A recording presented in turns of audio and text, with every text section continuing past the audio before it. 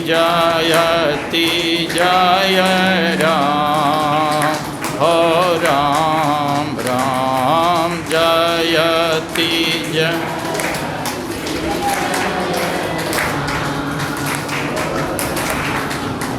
बोलिए प्रेम से श्री सद्गुरु महाराज।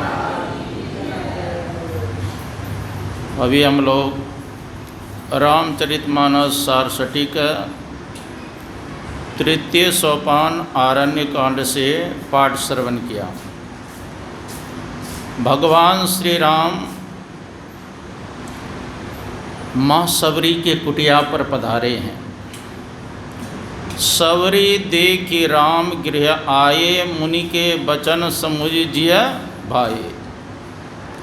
माँ सबरी देखती है कि भगवान श्री राम मेरे कुटिया पर पधारे हैं। आज हमारे गुरुजी का वचन जो है 16 आना सत्य हो गया, क्योंकि गुरुजी ने कहा था कि तुम्हारे कुटिया पर स्वयं भगवान श्री राम पधारे। आज वह घड़ी आया, वह समय आया, वह मुहूर्त आया जिस समय के लिए माँ सबरी प्रतीक्षा कर रही। सबरी देखि राम गृह आए, मुनि के वचन समझिए भाई। श्याम गौर सुंदर दो भाई, सबरी परि चरण लपटाई। भगवान श्री राम श्याम वर्ण के थे और लक्ष्मण जी गौर वर्ण के थे। माँ सबरी भगवान श्री राम को देख करके चरणों में लिपट गई। पानी जोड़ी आगे बही ठारी, प्रभु ही बिलो की प्रीति अति बारी। हाथ जोड़ के खड़ी हो गई और भगवान श्री राम को देखकर इतना प्रेम हुआ उनके हृदय में कि कहते हैं उनके नेत्रों से अविरल आंसू की धारा प्रवाहित होने। देखो भक्तों का यही लक्षण होना चाहिए। रामकृष्ण परमहंस जी महाराज ने कहा, भगवान नाम का स्मरण करते ही जिनके नेत्रों से आंसू की धारा प्रवाहित होने लग जाए, समझ लेना उस भक्त का अंतिम जन्म है, दोबारा जन्म नहीं होगा। राम ही केवल प्रेम प्यारा, जान ले हो जो जान नारा। कहते राम तो केवल प्रेम के प्यारे, जो भक्त जानना चाहते जान लो। गुरु महाराज भी कहते हे प्रेम रूपी सद्गुरु, प्रेमी मुझे बना दो। कहते हैं हे सद्गुरु हमको प्रेमी बना दीजिए। हम लोग भी स्तुति क्या कर, अभी गुरु महाराज की स्तुति किए ना, प्रार्थना क्या किए, प्रेम भक्ति गुरु दीजिए, बिनवाओं कर जोड़ी। हाथ जोड़ के प्रार्थना करते हैं प्रेम भक्ति दीजिए। प्रेम बिना जो भक्ति है, सो निज डिम्ब विचार, उद्र भरण के कारण जन्म गमायो सार। बिना प्रेम का जो भक्ति है वो निष्फल भक्ति होता है। इसलिए प्रेम के साथ भगवान कृष्ण भागवत में कहते हैं, वाग गदगदा द्रवते अस्य चित्तम रुदित वीक्षणम असति क्वचि च विलित उद्गायते नृत्यते च मदभक्ति युक्तो भुवनम पुनाति। वाग गदगदा कहते हैं मेरे गुणों का गान करते करते वाणी अवरुद्ध हो जाए, नेत्रों से आंसू की धारा प्रवाहित होने लगी। कभी कभी मेरा भक्त खिलखिला के हंसने लगते हैं तो कभी रोने लगते हैं।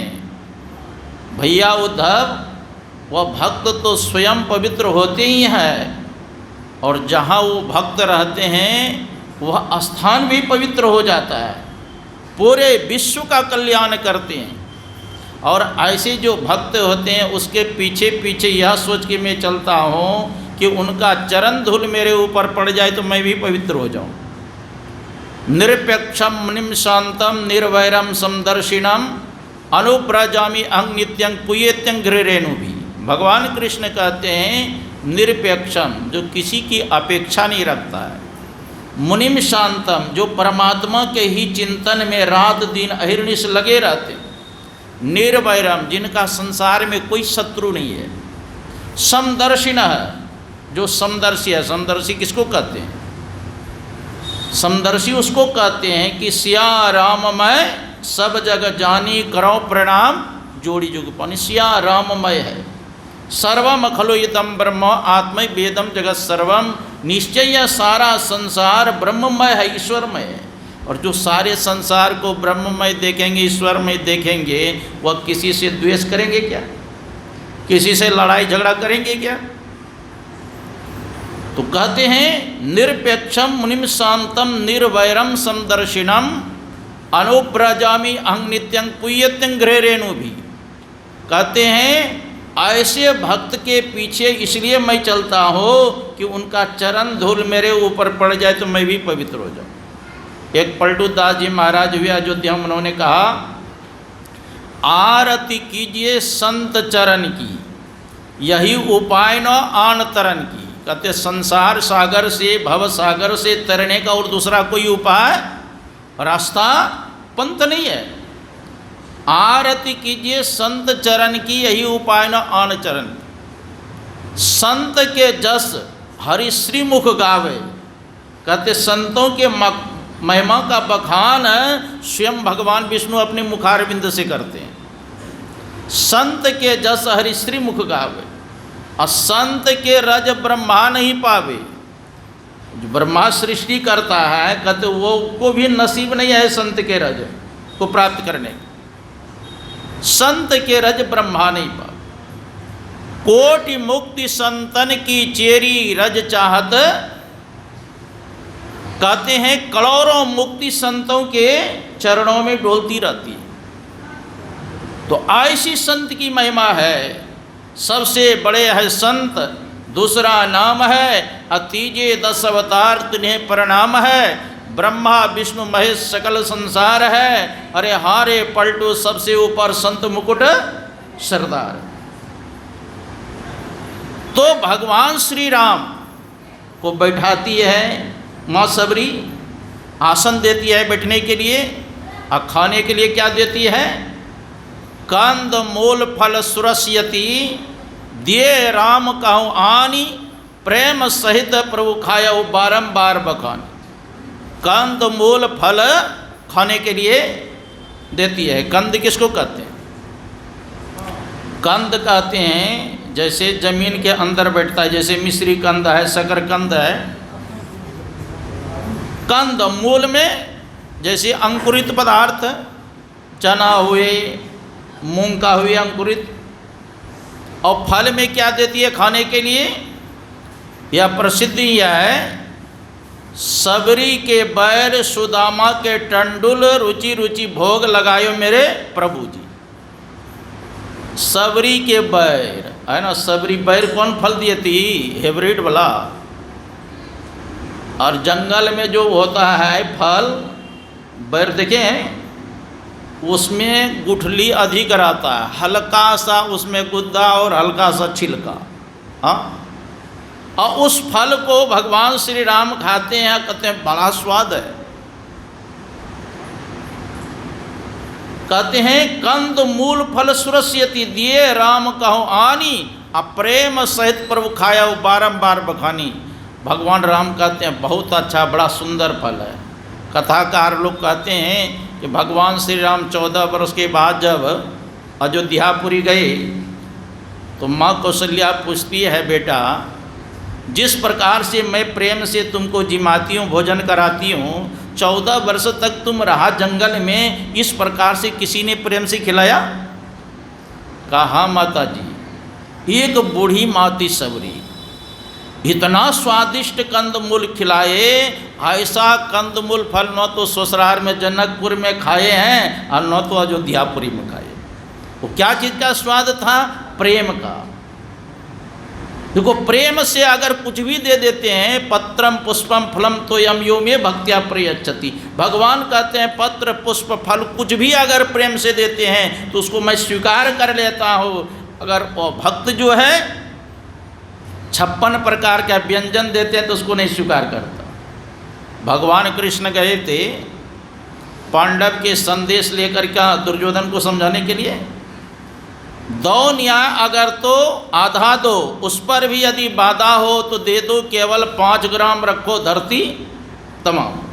यही खुशी से खाएंगे, परिजन पर हंसी न उठाएंगे। दुर्योधन यह भी दे न सका, समाज की आशीष ले न सका, उल्टे हरि को बांधने चला, जो था असाध्य साधने चला। जब नाश मनुज पर छाता है, पहले विवेक मर जाता है। डगमग डगमग दिग्गज डोले, भगवान कुपित होकर बोले, जंजीर बड़ा और साध बुझे, हाँ हाँ दुर्योधन बांध मुझे। पूज्यवा का पदार्पण हो रहे हैं, खड़े हो जाएं। बोलिए श्री सद्गुरु महाराज की।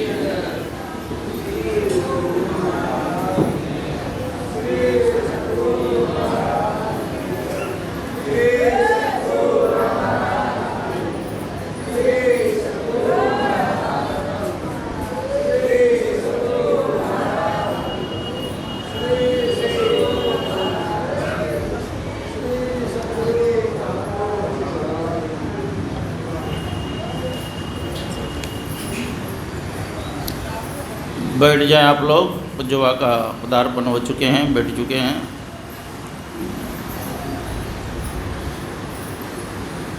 तो मैं कहा रहा था, भगवान श्री कृष्ण समझाने गए दुर्योधन को, लेकिन दुर्योधन माना नहीं। कहते कि ये आपस में हमारे चचेरे भाई में झगड़ा है, आप तो मेरे समधी साहब है ना, चलिए चलिए आपके लिए मैं 56 प्रकार का व्यंजन बनाया हूँ, भोजन कर लो। भगवान कृष्ण ने कहा, 2 परिस्थिति में भोजन किया जाता है। एक तो भूख लगने पर वह जाति पाति कुछ नहीं देखते हैं, जो मिल जाता है उसको उठा के भोजन कर लेते हैं। और दूसरी परिस्थिति है कि भूख नहीं भी है, अगर बहुत श्रद्धा है, प्रेम है, तो 1-2 रसगुल्ला टपा लेते हैं। लेकिन ऐसी परिस्थिति नहीं है दुर्योधन, न तो यहाँ पर तुमको प्रेम श्रद्धा है, न हमको भूख है। दुर्योधन भोजन नहीं किए, कहाँ किए? विदुर जी के कुटिया पर गए। अब विदुर जी संजोग से कुटिया के अंदर थे नहीं उस समय, उसकी पत्नी थी सुलभा। बाहर से सांकर डोलाते भगवान कृष्ण, सुलभा खोलती है और भगवान कृष्ण को देख के प्रणाम करती। भगवान कृष्ण कहते हैं, हमको जोरों की भूख लगी है, कुछ खाने को दो। अब सोचती है सुलभा, जो विशंबर विश्व को भोजन देने वाले हैं, आज हमसे स्वयं मांग रहे, क्या मैं खिलाऊं इसको? दौड़ के कुटिया के अंदर जाती है, अब पक्का पक्का केला लेकर के आती है, और छील छील करके भगवान कृष्ण को छिलका पकड़ाती है, और भगवान कृष्ण मजे से खा रहे हैं छिलका। कई छिलका खा चुके, और तब तक में विदुर जी आ गए। का पगली, भगवान को तो छिलका खिला रही है, गुद्दा को फेंकती जा रही है।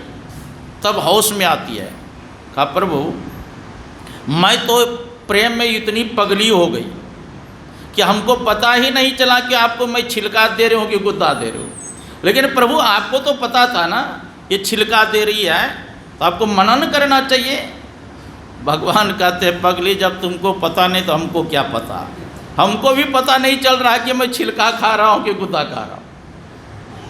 जब होश में आई और जब देने लगे गरी गुद्दा खाने का, अब पेट भर गया। जो मज़ा जो स्वाद छिलका में था वह गुद्दा में नहीं है, क्योंकि प्रेम जो था, प्रेम में नेम नहीं रहता। तो भगवान श्री राम को भोजन कराए और हाथ जोड़ करके कहती, कही विधि स्तुति कराऊँ तुम्हारी अधम जाति में जड़मती बार। हे प्रभु मैं आपकी स्तुति किस प्रकार करूँ? एक तो अधम जाति में मेरा जन्म हुआ है, कौलभिल के घर में। अधम ते अधम अधमति नारी, एक तो अधम, उसमें भी अधम और उसमें भी अधम और उसमें भी स्त्री, और मंद बुद्धि की हूँ। इसका मतलब ये नहीं समझ लीजिए कि नारी जाति अधम होती है। अरे उसको तो जगदम्बा कहा गया है, जगत जननी कहा गया है, बल्कि शास्त्र में पिता से विशेष दर्जा माँ के दिया है। पितृसौ माता 100 गुना अधिक दर्जा दिया गया। तो माँ सबरी भक्ति थी, अपने लिए करी। देखो जो भक्त होते हैं वो बड़े विनम्र होते हैं। आप लोग देखे होंगे कि जिस वृक्ष में फल लगा रहता है उसका डाल झुका रहता है, और जिसमें फल नहीं रहता है वह डाल अकड़ा रहता है। उसी प्रकार जिस भक्त के अंदर भक्ति भरी पूरी रहती है वो बड़े विनम्र होते हैं, नम्र होते हैं, सरल होते हैं। और जिनके अंदर भक्ति नहीं है वो तो अकड़े रहेंगे कि हमारे जैसे भक्त है ही नहीं संसार में। तो माँ सबरी के अंदर 9 प्रकार की भक्ति है।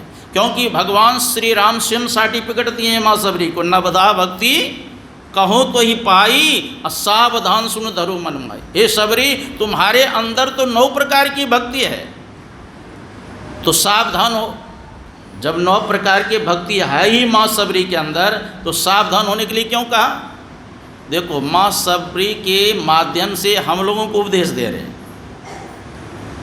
जैसे अर्जुन को माध्यम बना करके गीता का उपदेश भगवान कृष्ण दिए, उसी प्रकार माँ सबरी को माध्यम बना करके भगवान श्री राम नवधा भक्ति का उपदेश। जब अपने आप को बहुत छोटी समझने लगी, तब भगवान श्री राम ने क्या कहा? कहा रघुपति सुनो भामिनी बाता, मानो एक भगति कर नाता। हे भामिनी सुंदरी स्त्री सुनो, मेरा संसार में नाता है तो केवल भक्ति का नाता है। जाति पाति पूछे नहीं कोई, हरि को भजे सो हरि का होई। जाति पाति की कोई बात नहीं। भगवान शंकर भी कहते हैं, सो कुल धन्य उमा सुनो, जगत पूज सुपुनीत, श्री रघुबीर परायण जैन उपज विनित। उमा वह कुल धन्य है जिस कुल में अनन्य भक्त है भगवान, चाहे जिस कुल के हो, ब्राह्मण हो, क्षत्रिय हो, वैश्य हो, शूद्र हो, स्त्री हो, यंत्यज हो, जो भी हो, जिस कुल में भगवान के भक्त हैं वो पूजनीय योग्य है। और माँ सबरी के माध्यम से भगवान श्री राम कहते हैं, जाति पाति कुल धर्म बड़ाई, धन बल परिजन गुण चतुराई, भगतहीन नर सोहि कैसे बिनु जल बारिधि। देखिए, जैसे कहते हैं जाति पाति कुल धर्म बड़ाई। देखिए, यहाँ पर जाति पाति से कोई मतलब नहीं है। अगर जाति से भगवान नाता जोड़ लेते तो रावण भी तो ब्राह्मण ही थे ना, उसी से नाता जोड़ लेते। तो यहाँ जाति की कोई बात नहीं। जिस कुल में, देखो, भगवान के भक्त सभी कुल में हुए हैं। ब्राह्मण कुल में भी भगवान के भक्त हुए हैं, क्षत्रिय कुल में भी भगवान के भक्त हुए हैं, वैश्य कुल में भी भगवान के भक्त हुए हैं, शूद्र कुल में भी भगवान के भक्त हुए हैं। जिस कुल में भगवान के भक्त हुए हैं वह कुल पूजनीय योग्य है। मैंने महाभारत पढ़ा, भृगु जी और भरद्वाज का संवाद। भृगु ऋषि कहते हैं, ब्राह्मण का रंग होता है गोरा, क्षत्रिय का रंग होता है लाल, वैश्य का रंग होता है पीला, शूद्र का रंग होता है काला। तो इस पर भरद्वाज ऋषि ने कहा इस दृष्टि से देखेंगे तो सभी जाति में वर्ण संकर मिलेगा आपको। ऐसा कोई जाति नहीं है कि जिसमें कि गोरा न हो, लाल न हो, पीला न हो, काला न हो। इसी पर भृगु ऋषि ने कहा था, शूद्रौ चैतत भवे लिक्षम दूजे तच्च न विद्यते, न वे शूद्रो भवे क्षुद्रो ब्राह्मणो न चो ब्राह्मण। अगर ब्राह्मण का गुण शूद्र में दृष्टि पड़े वर्तमान में, और ब्राह्मण में ब्राह्मण वाला अगर गुण न हो, ऐसी दशा में ब्राह्मण ब्राह्मण नहीं कहलाएगा, शूद्र शूद्र नहीं कहलाएगा। अगर ब्रह्म ज्ञान शूद्र के अंदर है तो वही ब्राह्मण हो जाएगा उस समय, क्योंकि ब्रह्म जानाति इति ब्राह्मण। जो ब्रह्म को जानते हैं वो ब्रह्म है, जो ब्रह्म के तरफ अन्वेषण करते हैं वो ब्रह्म। सभी कुल में भगवान के भक्त हुए।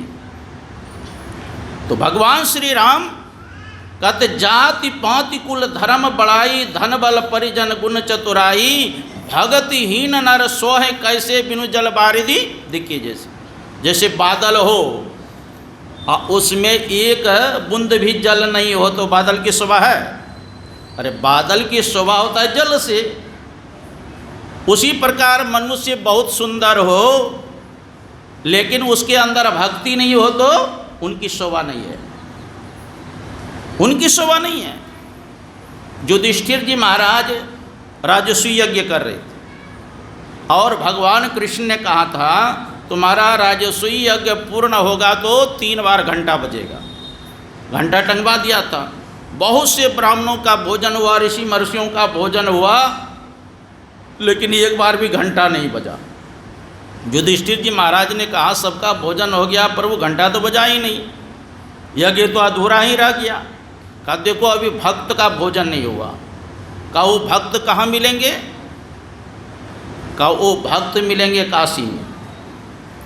भीमसेन को भेजा गया, भीमसेन गए सुदर्शन नाम करके सुपज भगत के पास कि युधिष्ठिर जी महाराज यज्ञ कर रहे हैं, उसमें सम्मिलित होइए, भोजन करने चलिए।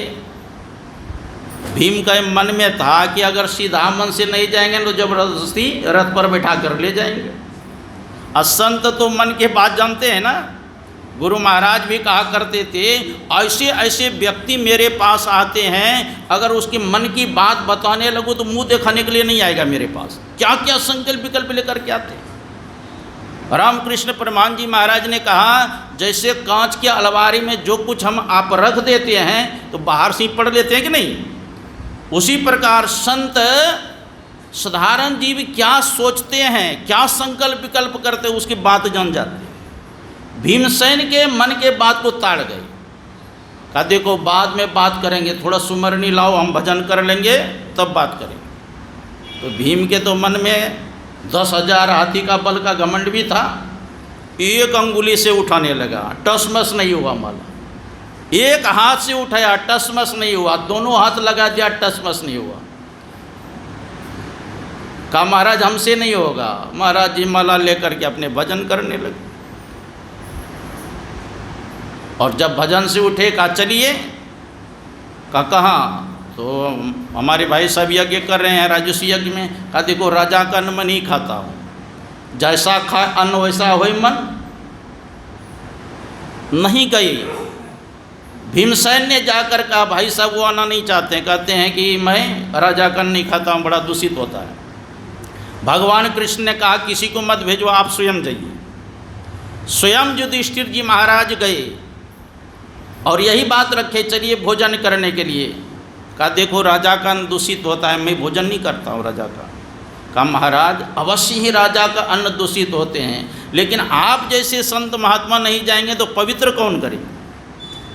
युधिष्ठिर जी महाराज की विनम्रता को सुन करके सोपज महाराज जाने के लिए तैयार हो गए। रथ पर बैठ के जाने लगे। और वहाँ द्रौपदी 56 प्रकार का व्यंजन बनाती है, थाली में सजाती है। जैसे गए चरण धो करके बैठ गए भोजन करने के लिए। और जैसे एक एक का स्वाद नहीं ले रहे हैं, और सबको मिला करके जैसे ही एक ग्रास भोजन करते हैं वैसे इतना घंटा 1 बज गया। और खुशी छा गई।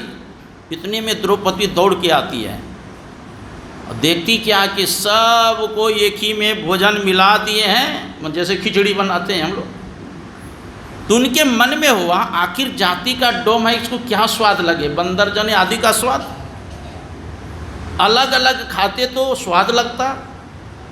अब सोपत जी महाराज भोजन करना छोड़ दिए। युधिष्ठिर जी महाराज कहते भोजन किया जाए। कहा देखो अब तो भक्त का भोजन हो गया, अब होगा तो डोम का भोजन होगा। कहा ऐसा क्यों कहते हैं महाराज? कहा पूछो द्रौपदी को।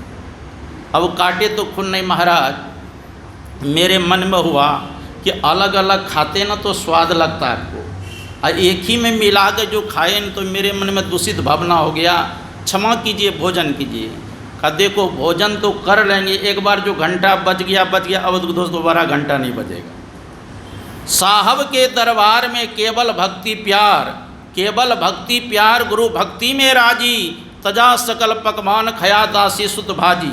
जब तप नेम अचार करे बहु तेरा कोई, खाए सबरी के बैर मुए सब ऋषि मुनि रोई। राज युधिष्ठिर यज्ञ बटोरा, जोड़ा सकल समाजा, हम मर्दा सबका मान सुपज बिनु घंटनो बाजा। पलटू ऊंची जात का मत कर कोई अहंकार, साहब के दरबार में केवल भक्ति दो प्यार। तो परमात्मा के दरबार में भक्ति का नाता है। तो अभी समय नहीं है, और विशेष रूप से हम लोग पूज्य वाक्य मुखारविंद से शरण करें। बोलिए श्री सद्गुरु महाराज।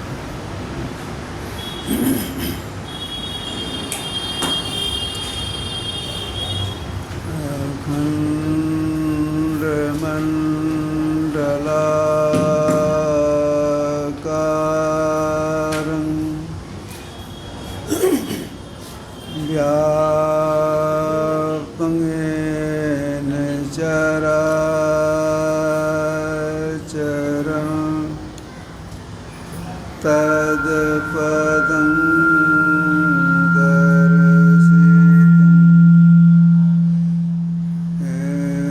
तस्मै श्रीगुरुवे नमः। नमो नमो सद्गुरु नमो जासम को